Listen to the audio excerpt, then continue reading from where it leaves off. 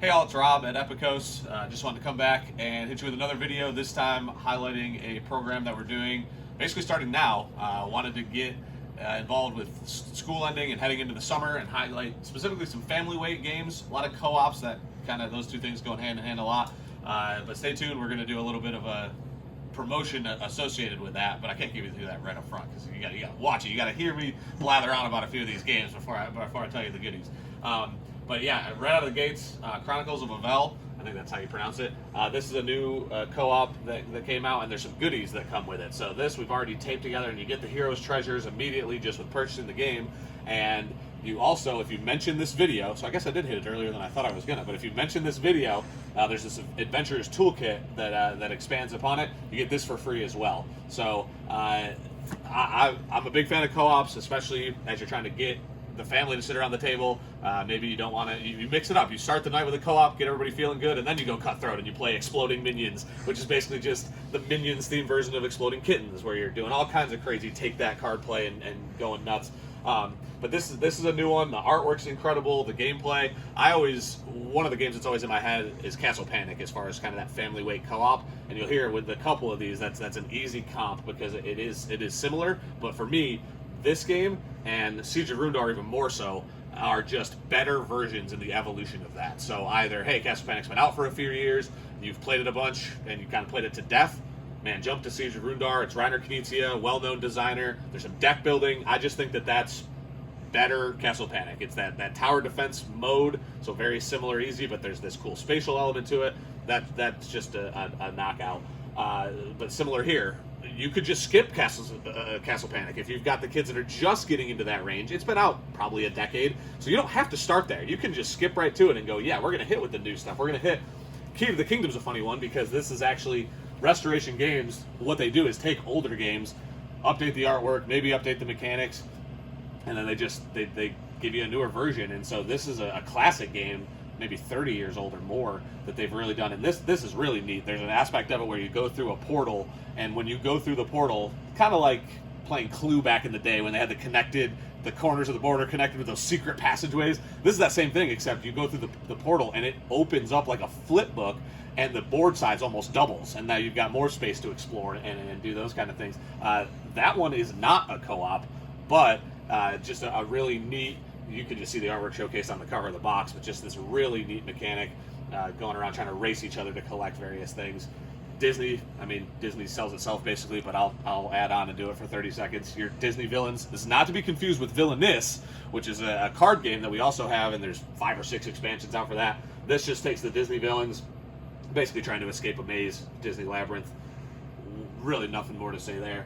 And then, again, this isn't a co-op, but this one is, that one is, that is somewhat takes up the space of a lot of the family weight style games. But if you're totally, let's not be on the same teams, which I love personally. I already touched on Exploding Minions. King of Tokyo is a classic, but what's new to us and what's new to the marketplace is this monster box. So you get the base game itself and a couple of expansions and this exclusive character that was originally, I think, only in King of New York. So you get Baby Gigazor to add to your King of Tokyo game.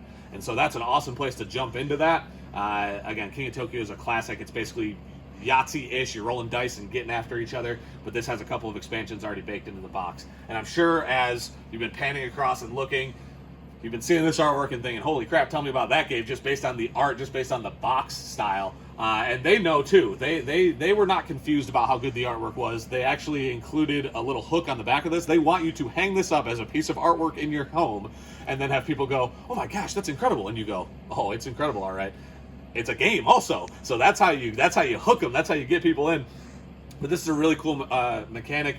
It uses something that was introduced in a few other games where there's basically like see-through cards and you're building a piece of artwork that has different mechanics you're trying to collect for set collection.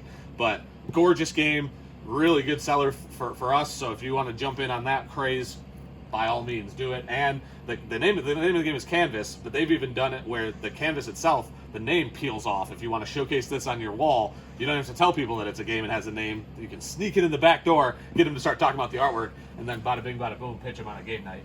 A couple of smaller box items that I wanted to highlight. Really, a couple of these are just because I honestly had to ask our back end staff that prices in and takes in games, is this price right? Because this seems so impossible. How did we get this to then be able to just sell it for $15? You got Farmers Market, you got Orchards, the card game. I don't know a ton about the gameplay. I do basically decide what games we are going to buy. So at some point I was very excited about the mechanics or the artwork or whatever else, but just based on price point, you $15, grab it, go for a card game is really neat. Dog Lover is the dog version of a game that came out a few years ago that had a cat theme, and I think we can get that if you're really pro cat and anti dog, we can get that for you too. But we've got copies of Dog Lover, which is the newer version, kind of a drafting game, but you do it in a grid. Really cool mechanics there. And this, if you've got a gardener, again, not just school getting out, but we're getting into summer, getting into some of the warmer weather. You got a gardener in your life, or you are the gardener in your life.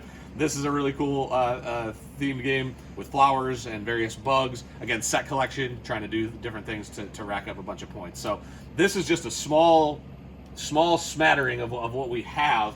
And this is the part that you stuck around for that I teased at the beginning. Maybe this one particular game didn't strike your fancy, so getting this for free with mention in the video wasn't enough to get you out. But if you mentioned this video at all, for any reason, you can take $5 off any game in the store. Not just the ones that I've talked about, but anything in the store. Just kind of want to throw that out to you guys and get you excited to come in. We've got a new showcasing section of board games in the store as well. You'll see some repeats because that stuff I want to highlight that just came in. But we've got copies of it throughout the store. Reef to the left there is another great family weight game. It gives me kind of Azul vibes. It's got the nice, colorful, chunky pieces, but very different gameplay wise and on underwater theme. That's an excellent game.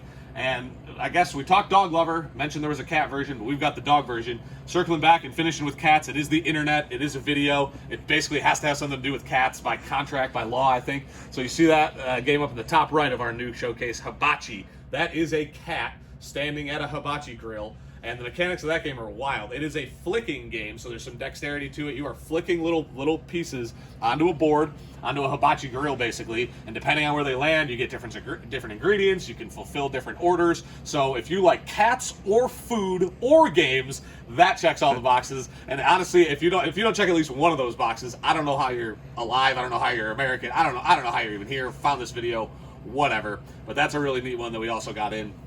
We're always getting new stuff in. In fact, we'll probably be posting a video later this week, maybe even later today, who knows, with showcasing some other newer games that we've got in. But most of this stuff that I've talked about is also very new.